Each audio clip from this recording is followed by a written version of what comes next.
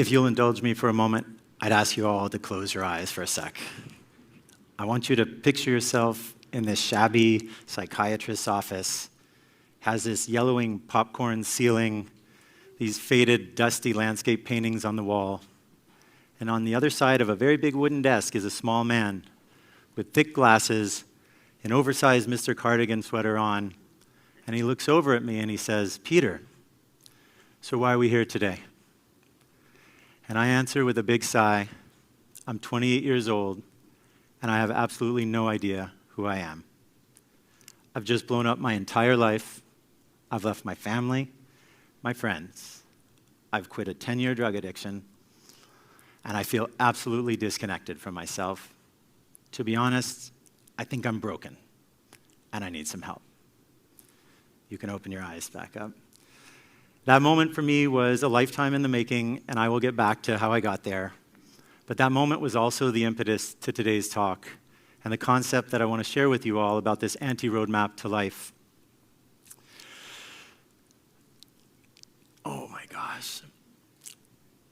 There's a study that came out recently from the Harvard School of Education that says nearly 60% of people lack a sense of meaning and purpose in their life, and that the young people experiencing this feel that this lack of purpose and lack of meaning is directly harming their mental health. As for my story, I've always felt out of place. I was born in the US. I moved around 4 times. By the time I was 6, my dad was a US Marine, Vietnam vet. My parents were quickly divorced thereafter, not sure they ever should have been married. And a couple years later, my mom gets remarried to this Canadian lawyer.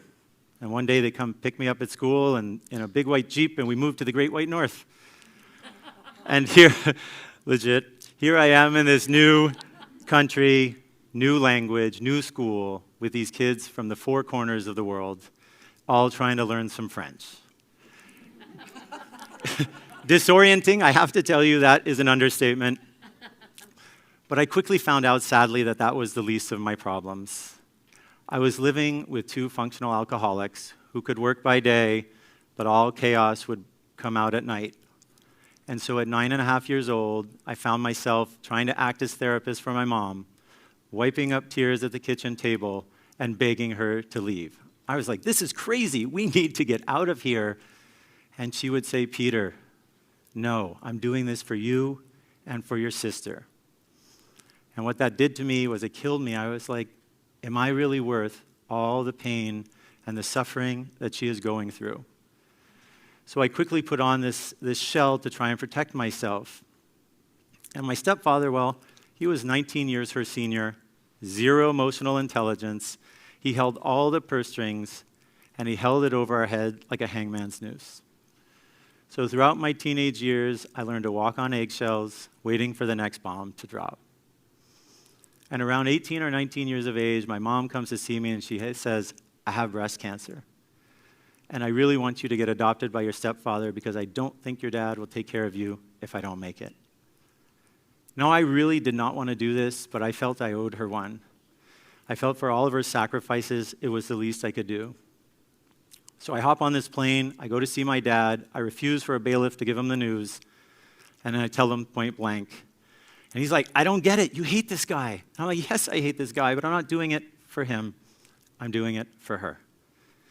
And at the time, that shattered our relationship, sadly. And as you can imagine, I started to ask myself, who in the hell am I with this new name? Am I loyal to my dad? Am I loyal to my mom? Am I disloyal to my dad? And it's this weird feeling of this further disconnection of a sense of identity. It's like being on a sports team for your entire career and getting traded right at the end of this new town. It is totally weird as hell. And sadly for me, that marked the beginning of a 10-year drug addiction. 10 years of avoiding myself, 10 years of numbing myself. And you make a ton of terrible friggin' decisions when you're an addict. Tons of things you regret, one of which for me was dropping out of university with 6 credits left for the much more glamorous opportunity of being a busboy at a mafia-owned restaurant in Montreal. That is for next year's TED Talk. But I will say if I had one story that reflected my time then was driving home one night. I'm sitting in the back seat. It's 4 a.m. I am high as a kite. And I'm looking at this entire row of 3-story townhomes on Sherbrooke Street. But there's one problem. They legit look all two-dimensional, like this bad Hollywood set. And it absolutely represented everything I felt about myself. No depth, no substance. And in that moment, I feel totally disempowered, rudderless, and ashamed. But the sad part was, this was the chaos that I knew, and it's hard as hell to get out of. Then one night, at a friend's birthday party, I reconnect with Jody, someone I knew in the past. She was off doing her master's in Toronto while I was in the slow lane of addiction in Montreal. And we spend the night chatting. She's wearing a spectacular red dress that I still remember to this day. And the evening ends in a kiss. And lucky for me, 4 months later, we get engaged. Yes, thank you. The engagement is beautiful, but it's also this revelation. I see in the most heartbreaking of ways my entire life through her eyes. She comes down to Florida to visit my family at Christmas. One night, my mom falls to the floor drunk. My stepfather comes in from the pool. He's dripping wet. He's got blood pouring down his forehead. And he's like, I don't feel so good. My mom's like, nah, you're good. And I'm looking there, and in all of his wisdom, he decides to go swim some laps after 5 martinis and dives a little too deep in the pool. Then the next day, the in-laws come for the big meeting. And my mother and my stepfather take this opportunity to absolutely eviscerate my character. He's a drug addict. He's dropped out of school. He can't pay the rent. He's a loser.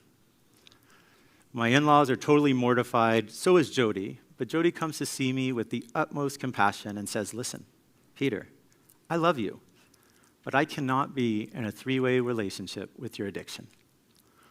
And she hands me this copy of the DSM-4, a book on mental disorders, and I open it up to the section on addiction. And there I see myself, naked and afraid, dissected and described in a way I've never seen myself. And in that moment, I decide to quit drugs cold turkey. Thank you. Yeah, big moment. But sadly, what that starts to do is it alienates me from my friends. And my mom starts to see I no longer have my crutch, and she's losing her grip on me, and she starts to see Jody as the enemy. And that starts to go downhill and culminates in our engagement party, where my mom shows up drunk, starts trashing Jody and her parents to anyone who will listen. And while I'm up on stage professing my love to my future wife, all I see out of the corner of my eye, one person at the bar, my mom, going. I'm devastated. Jody's crying. Her parents are livid. We'd go to get them out of there, but finally they leave on their own, thank God. And in that moment, I decide to leave everything I know, the guilt, the shame, the toxicity, for this shot at normalcy and love. And it's the weirdest thing. You're jumping off this ledge and praying like hell that the net of your own conviction will catch you. And Jody and I, in that moment, set off on a new life with some furniture out of storage that her parents lent us, thank God. And in some weird moment of karmic magic, I reconnect with my dad, and at 30 years old, I get re-adopted by him. Yeah, cool. Adopted twice. So as I look back in that moment on that psychiatrist's chair, it was really the beginning of a 23-year journey back home to myself, right? Starting with a year of intense therapy, followed by 2 decades worth of self-help books, videos, audio, tapes. Yes, tapes, I'm old, get over it. And I did learn a lot in that time, but the problem was I lacked this base level of trust in myself. So the more I read, trying to find the silver bullet to fix me, the more it eroded my confidence that I had what it takes to come home to myself. And this got me thinking about one of the greatest paradoxes of our time is we've never had more tools and more pathways to happiness, but we never seem to have been more lost as a species. The self-help industry is around $45 billion, supposed to go to $90 billion. Prescriptions are on the rise, treatment's on the rise, but so is emotional and mental distress. The WHO says there's 1.1 billion people living with some sort of mental disorder. An AXA Mind Health report came out saying 25% of people are living with severe depression and anxiety. This goes up to 40% in young people. We're losing 12 billion workdays a year to depression and anxiety. We have a loneliness epidemic that's taking nearly 900,000 lives a year. And sadder than this, we're losing almost 700,000 people to suicide each and every year. Now, I say this not to be bleak, but clearly we've got a problem. And while we talk a lot about our planet teetering on the brink, I think sometimes so are we as a species. And while things like depression and anxiety are multifactorial, could be genetic, social conditions, upbringing, lack of sleep, digital, you name it, clearly the tools that we have are not fully working. And so as I thought back on all of this in my life, I have this aha moment where I realized that all the wisdom I ever needed was inside of me. It wasn't the 10-step program or the 12-week challenge or the checklist of bliss or the friggin' scientific formula to happiness. It was about coming home to my wisdom, believing it, trusting in my voice. And then the more I thought about that, the more I realized that there is no the way to live a life, right? The work of my life is to find my way, and your work is to find yours. Hence the topic of tonight's talk of this anti-roadmap to life. No book is going to tell you how your life's going to unfold, and no one else's map is going to shine your way. Your path will teach you how to walk it. Every stumble, every setback, every breakthrough, these aren't detours. This is the curriculum of your life, right? And every step of this journey is required. I want to make a point and be very clear. I am not anti-help by any stretch. I've had a ton. But I am anti-over-reliance. And while these maps can guide, the compass forever and will always be inside. And so I'd like us to stop outsourcing our judgment and our sense of agency to all these gurus out there. Joseph Campbell did a lot of work on the hero's journey, once said, "The cave you fear to enter holds the treasure you seek. And if you dare to step inside, you just might find what you've always been looking for, your true self, a sense of meaning, purpose, peace, and ease." And I know this is scary as hell. Me being on this stage, my story, my value, my voice has been something I have been afraid of my entire life. It's been my cave that I feared to enter, but I'm here with you today. And so, as I look forward to my journey and I look back to that psychiatrist chair, I'm excited and I'm grateful for everything that's happened to me. And I'm really excited for the journey ahead. I will forever be a work in progress, but I have found my voice. And ironically, I still read like hell, but not to the detriment of my own wisdom anymore. I know now that life is happening for me, not to me, and that every step of the way has been required.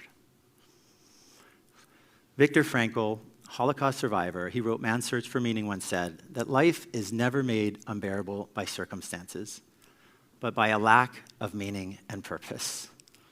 And so in some small way, I think our way out of this mental health epidemic is a letting go of the expectation, the comparison, the hows and the shoulds, and coming back to this infinite wisdom within. I truly believe we have everything it takes to heal ourselves and to light our own way. So I ask you all, what cave in your life are you fearing to enter? Or what stories are you telling yourself about you and the world? Or what beliefs are you still holding on to that are preventing you from coming home to yourself? Because my firm belief is that you, your family, your community, the world, more than ever, needs us to let go of all the junk and all the opinions about how our life should be unfolding. Have the courage to follow our own path and become who we are destined to become. Thank you.